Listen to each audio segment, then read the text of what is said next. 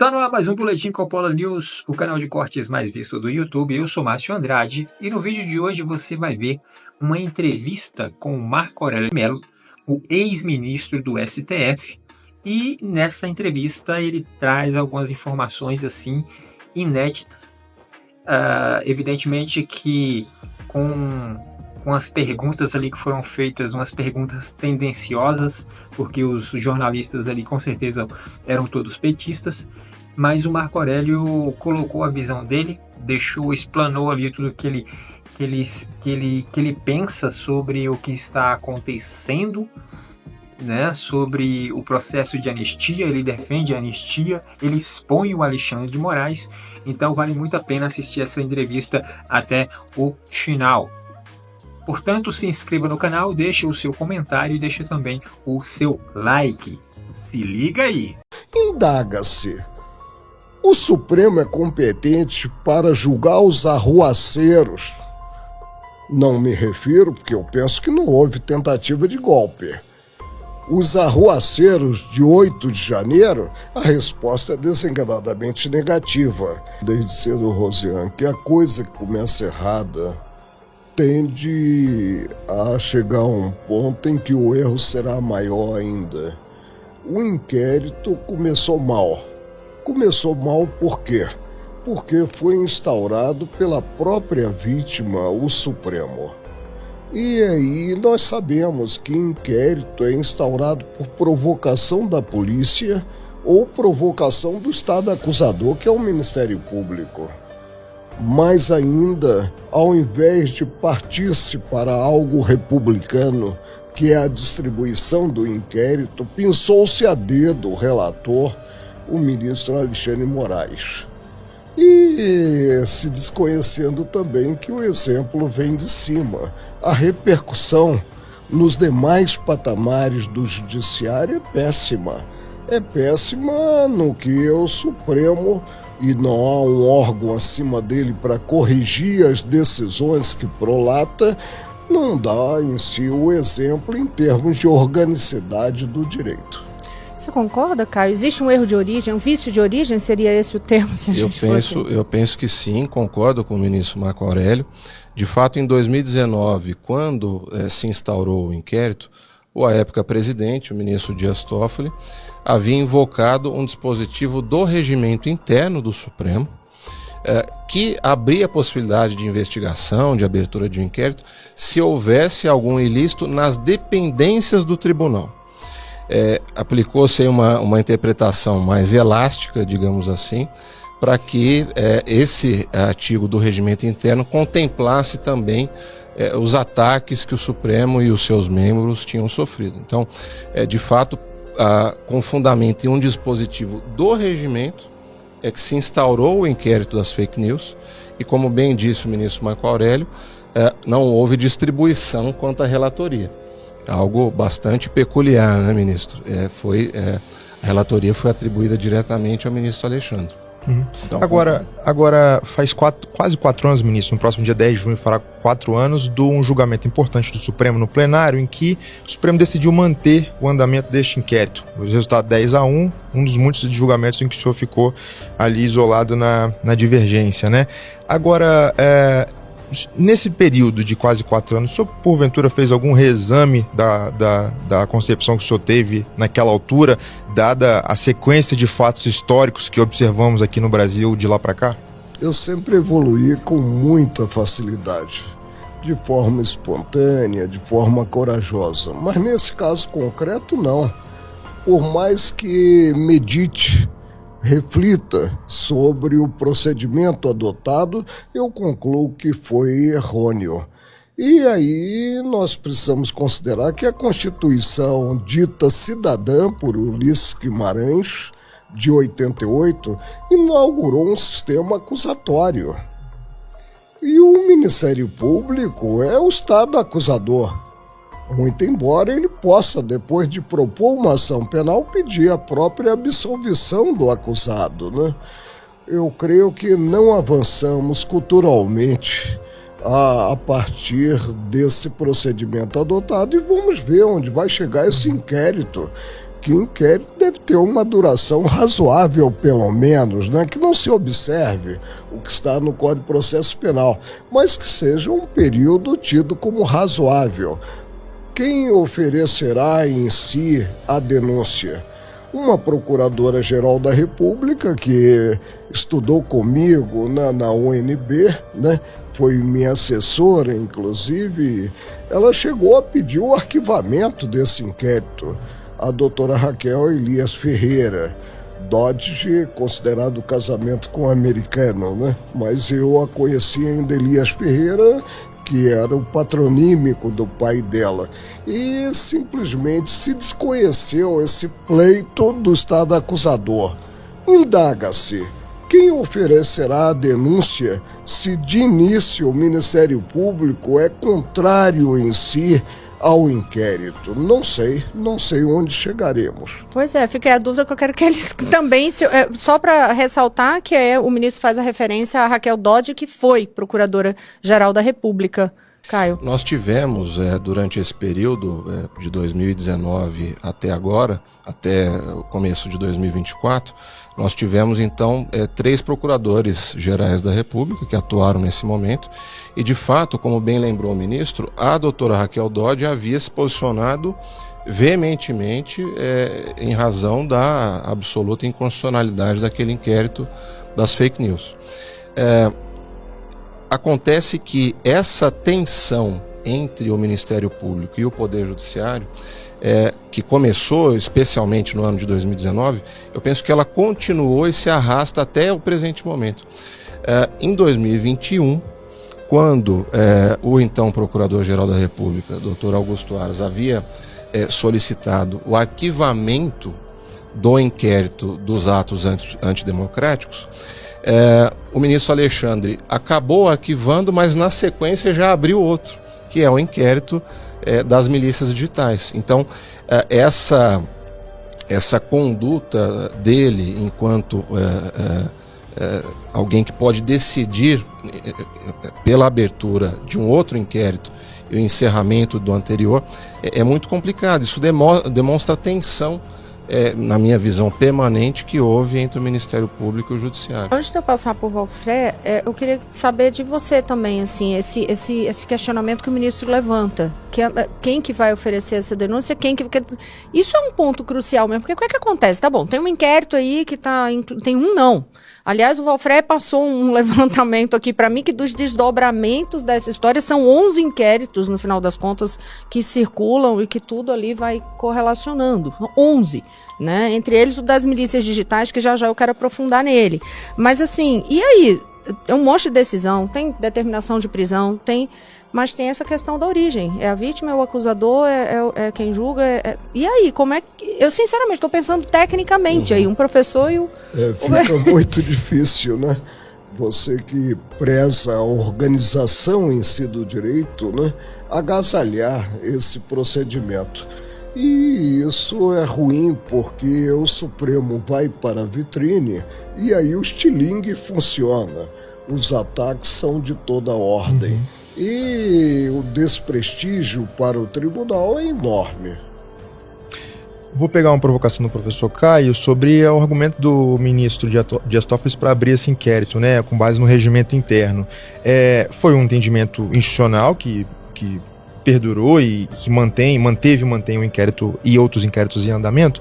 E a provocação que eu faço é o seguinte: essa não foi, na verdade, uma reação legítima, já que o ministro falava que, olha, o tribunal, a sua integridade, a sua, com a palavra que ele usou, era honorabilidade de seus ministros está sendo atacada, e ali não era, talvez, ministro, o Supremo Tribunal Federal fazendo funcionar de maneira muito cristalina o sistema de freios e contrapesos da República? Não era o Supremo Tribunal Federal se protegendo dessa forma? A autodefesa é sempre muito perigosa.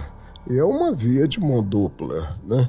E o que nós precisamos perceber é que existe uma lei das leis, que é a Constituição Federal, que precisa ser observada.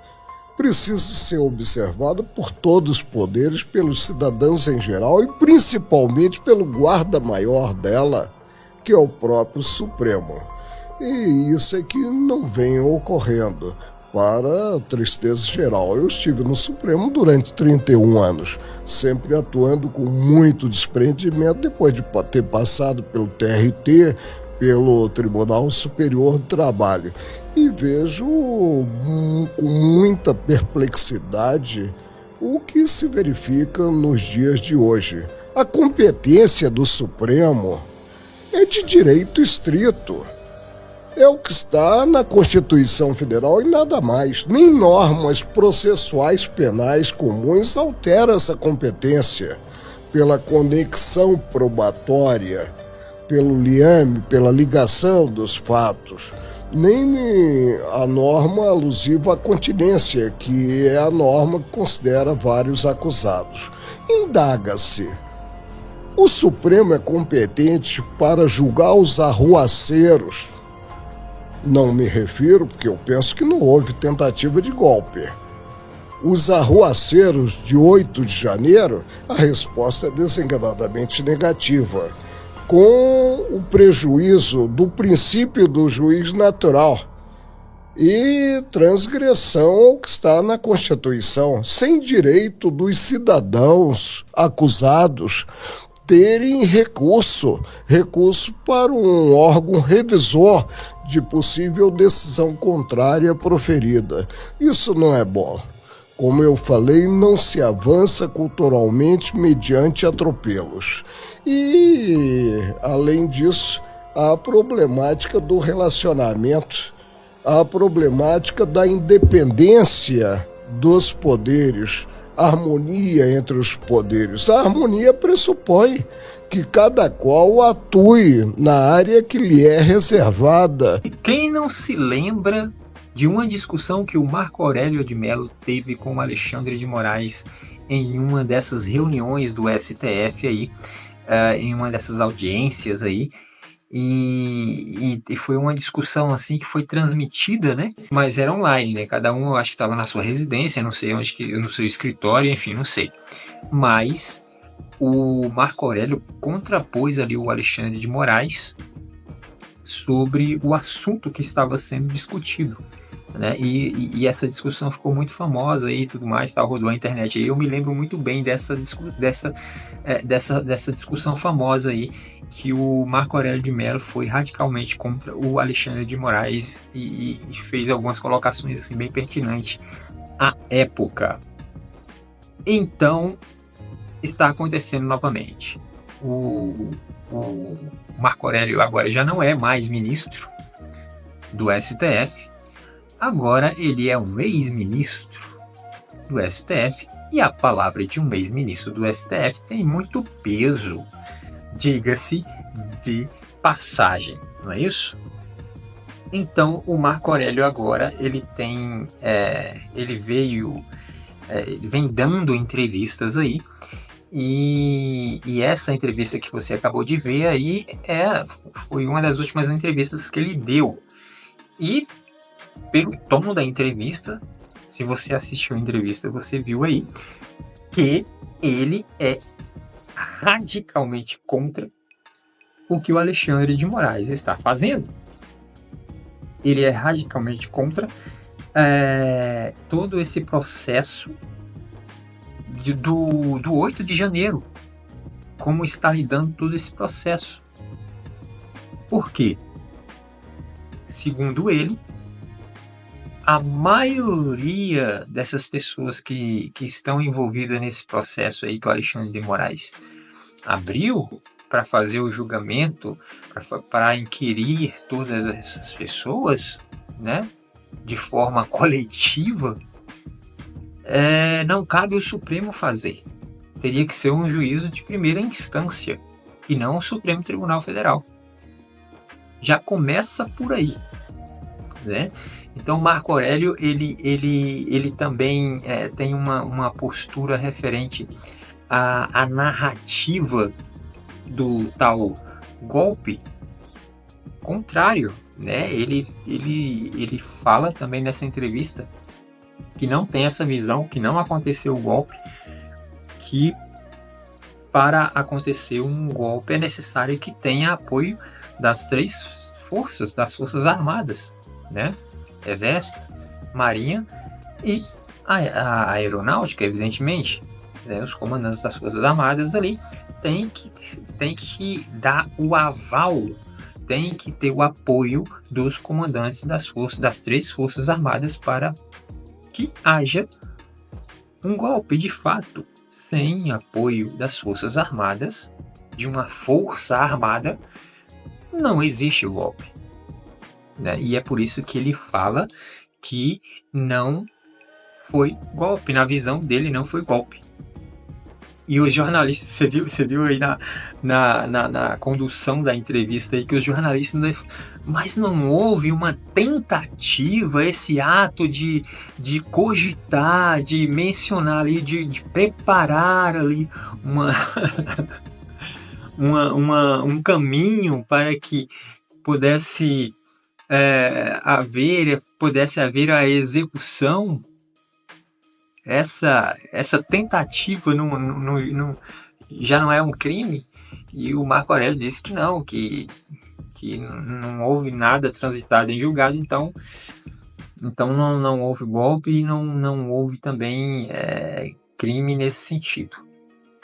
E o Marco Aurélio me parece que é um conhecedor do que ele está falando, porque senão o cara não teria ficado lá milhões de anos lá no STF como ministro do Supremo Tribunal Federal.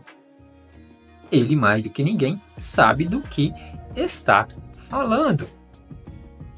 O fato é que o Marco Aurélio está colocando toda a moral do seu parceiro lá de Supremo, que é o Alexandre de Moraes, né, em xeque, né? Na verdade, a moral do Alexandre de Moraes já está em xeque já há algum tempo aí. E aí o Marco Aurélio vem dar essa entrevista aí e contrapor mais uma vez o seu colega, o seu ex-colega, né, na verdade, porque ele agora já não é mais ministro do Supremo, então o Alexandre de Moraes já não é mais colega dele, né, colega lá de Supremo, porque ele saiu, mas ele vem dando entrevistas e ele, como ex-ministro, ele tem muita bagagem para poder falar e dar a visão dele sobre toda essa história que o Alexandre de Moraes está protagonizando aqui no Brasil. E por falar nisso, essa semana foi uma semana muito agitada por conta da visita aí do tal do Vaca lá, né, que é o representante da OEA, né?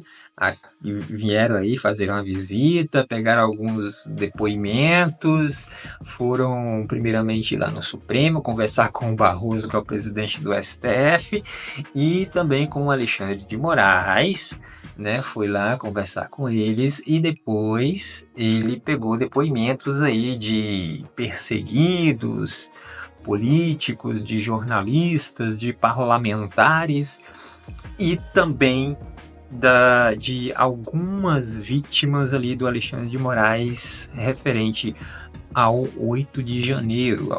Algumas pessoas que foram julgadas pelo Alexandre de Moraes, algumas pessoas que foram presas pelo Alexandre de Moraes também estiveram ali dando o seu depoimento para o agente ali, para o representante ali da OEA. Então essa semana que passou, uma semana muito agitada, e muito provavelmente a semana que vem agora, que está se iniciando, vai ser bem mais agitada do que essa que passou, porque a batata do Alexandre de Moraes e companhia está esquentando e esquentando bastante. Vamos ver como que vai dar aí esse desenrolar esses dias aí, como que vai ser também esse relatório aí da OEA e tudo mais, para ver o que vai acontecer aqui no Brasil também, né? Trump, Elon Musk, tem muita coisa aí acontecendo e quando o negócio começar a ferver mesmo, aí eu quero ver para onde que que esses caras vão se safar, aonde que esses caras vão se segurar, como que eles vão fazer para poder se livrar aí, né? Tirar o deles da reta, ou enfim. Vamos ver o que vai acontecer. Né? A gente também não tem bola de cristal para poder adivinhar alguma coisa, né? Então é isso. Se inscreva no canal, deixe o seu comentário, deixe também o seu like e até breve.